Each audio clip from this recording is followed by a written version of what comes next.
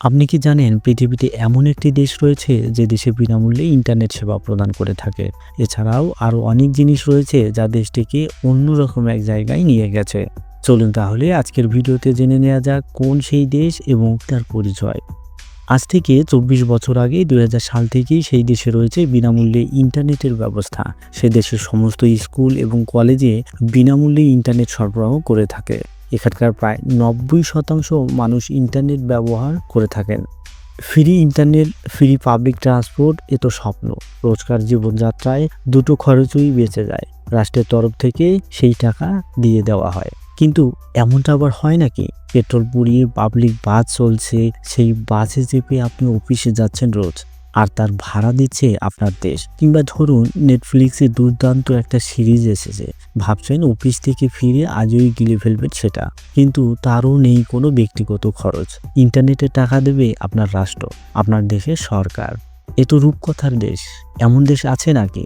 যদি বলি আছে, ঠিক শুনেছেন। এই পৃথিবীতে এমন এক দেশ রয়েছে যেখানকার বাসিন্দাদের বিনামূল্যে ইন্টারনেট দেয় সে দেশের সরকার।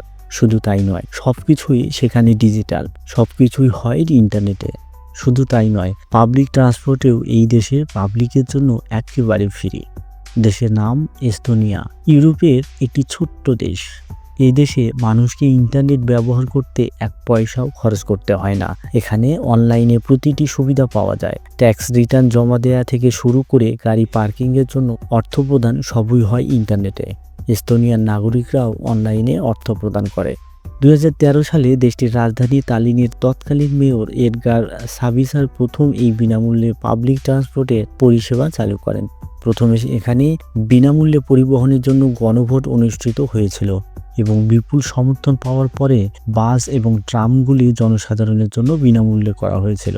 এস্তোনিয়ার অর্থনৈতিক মন্ত্রণালয়ের লক্ষ্য ছিল দেশের প্রতিটি নাগরিক আগামী ১ বছরের জন্য বিনামূল্যে ইন্টারনেট ব্যবহার করতে শিখতে পারে। সারা দেশে ৩,০০০-এর বেশি ফ্রি ওয়াইফাই স্পট রয়েছে। কফি শপ, পেট্রোল পাম্প, রেস্তোরাঁ, স্কুল, কলেজ, হাসপাতাল, হোটেল এবং সমস্ত সরকারি অফিসে বিনামূল্যে ওয়াইফাই রয়েছে। এখানে নির্বাচনে ভোটদানও হয় অনলাইনে। বিশুদ্ধ বাতাসের কথা বললেও এস্তোনিয়ার নাম সবার উপরে চলে আসে, কারণ বিশ্ব স্বাস্থ্য সংস্থার গত বছর প্রকাশিত তথ্য অনুসারে এস্তোনিয়া এমন কয়েকটি দেশের মধ্যে রয়েছে যেখানে বায়ুর গুণমান সবচেয়ে ভালো।